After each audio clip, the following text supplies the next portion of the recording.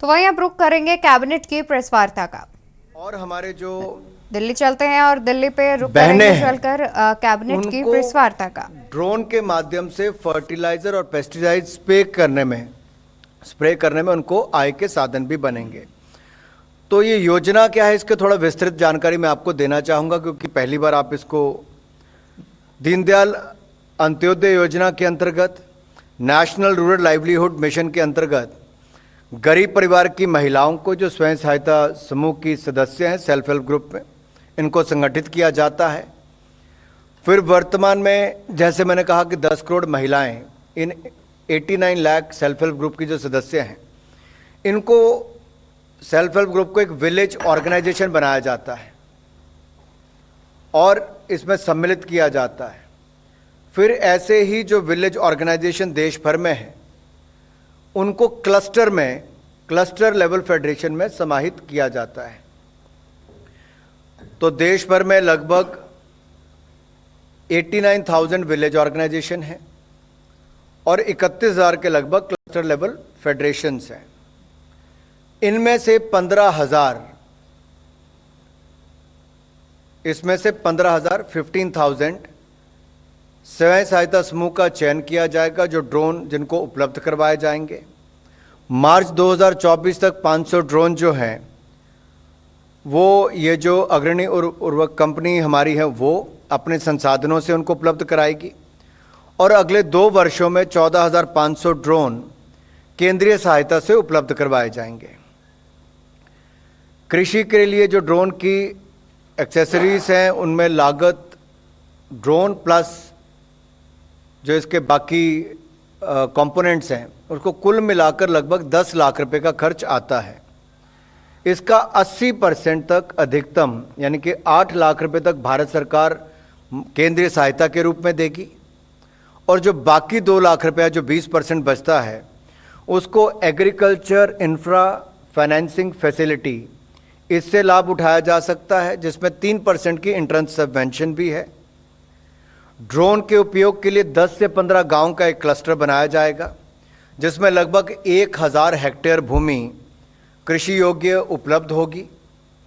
Commercial crops की खेती वाले क्षेत्र को इसमें प्राथमिकता दी जाएगी, और क्लस्टर के गांवों में गठित जो सेल्फ हेल्प ग्रुप हैं, वो एक स्वयं सहायता समूह का चयन ड्रोन ऑपरेशन के लिए किया जाएगा।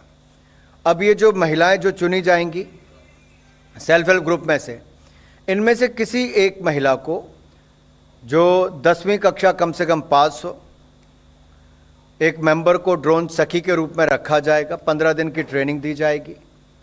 5 दिन इनको ड्रोन उड़ाने की ट्रेनिंग दी जाएगी, तो 10 दिन ट्रेनिंग खेतों में जो न्यूट्रिएंट्स और पेस्टिसाइड्स के उपयोग के संबंध में ट्रेनिंग दी जाएगी। कुल मिलाकर इनकी 15 दिन की ट्रेनिंग होगी। इन स्वयं सहायता समूह को क्लस्टर की लगभग, जो मैंने 1,000 हेक्टेयर कहा, तो लगभग 2,500 एकड़ वो भूमि बनती है। मैं ड्रोन सर्विसेज उपलब्ध कराने पर सालाना लगभग 9,60,000 रुपये की आमदन होगी। अब महिला ड्रोन पायलट को प्रतिमाह 15,000 रुपये का मानदेय दिया जाएगा। ड्रोन पायलट के सपोर्ट के लिए एक को पायलट या असिस्टेंट के रूप में कार्य करेगा, जिसे प्रतिमाह लगभग 10,000 रुपया उपलब्ध कराया जाएगा, मानदेय दिया जाएगा।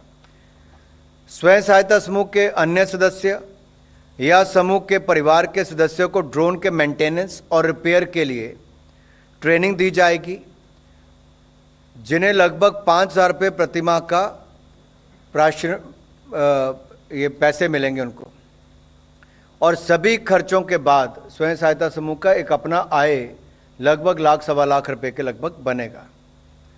योजना के क्रियान्वयन के लिए हमारी जो फर्टिलाइजर क्षेत्र की PSU है, उसको सेंट्रल नोडल एजेंसी के रूप में नॉमिनेट किया जाएगा।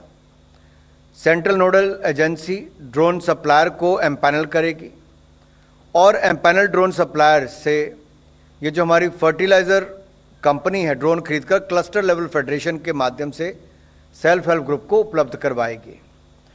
ड्रोन के अवेयरनेस और डिमॉन्स्ट्रेशन का कार्य एग्रीकल्चर टेक्नोलॉजी मैनेजमेंट एजेंसी एवं कृषि विज्ञान केंद्रों के द्वारा किया जाएगा।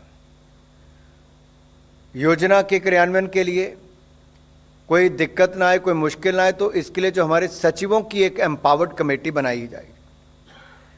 इस योजना पर मार्च 2026 तक 1261 करोड़ रुपया खर्च किया जाएगा। इस योजना के क्रियान्वयन से देश के ग्रामीण क्षेत्रों में रहने वाली हमारी बहनों को, जहाँ एक और उनका चयन सेल्फ हेल्प ग्रुप के माध्यम उनके सदस्य के रूप में किया जाएगा, इनकी आय भी होगी।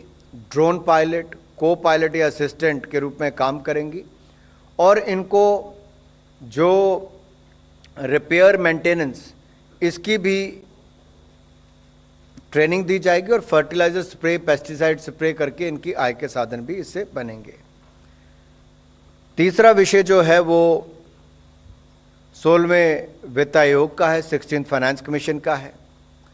मंत्रिमंडल ने आज 16वें वित्त आयोग को टर्म्स ऑफ रेफरेंस, आज मीन्स की कल रात देर रात 11 साढ़े 11 बजे मीटिंग खत्म हुई, तो 16वें वित्त आयोग के टर्म्स ऑफ रेफरेंस पर अपना अनुमोदन दिया है।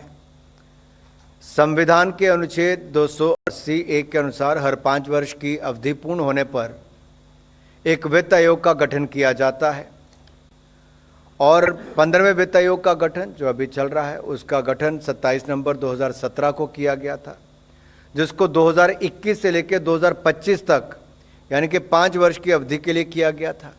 लेकिन कोविड के समय थोड़ी दिक्कत आई तो उसके करके उसकी अवधि को 1 वर्ष और बढ़ा दिया गया था।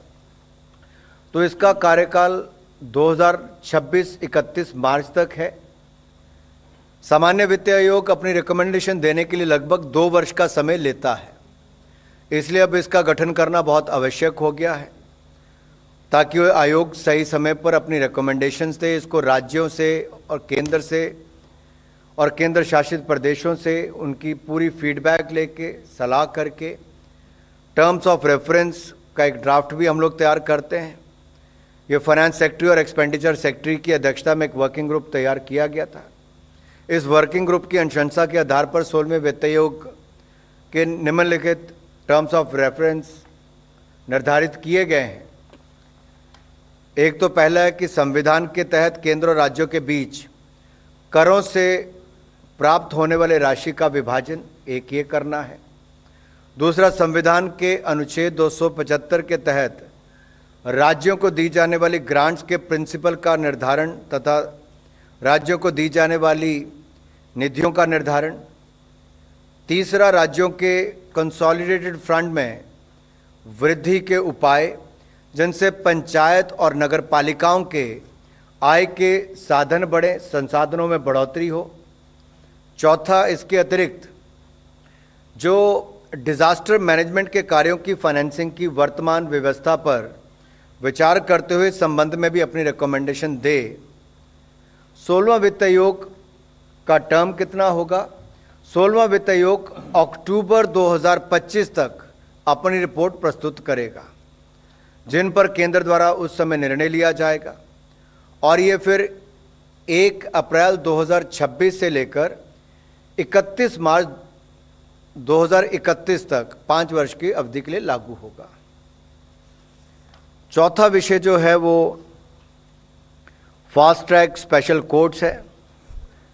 आपने देखा होगा देश में जो रेप या पॉक्सो के केसेस जो हमारे protection of child from sexual offence act for further of 3 years, इसको 3 साल के लिए हमने इसका बढ़ोतरी की है। सो मंत्रिमंडल ने आज रेप और पॉस्को एक्ट से संबंधित केसों की त्वरित सुनवाई के लिए चलाई जा रही फास्ट ट्रैक स्पेशल कोर्ट्स की योजना को 2023-24 से 2025-26 तक यानी 3 वर्ष तक जारी रखने की स्वीकृति दी है।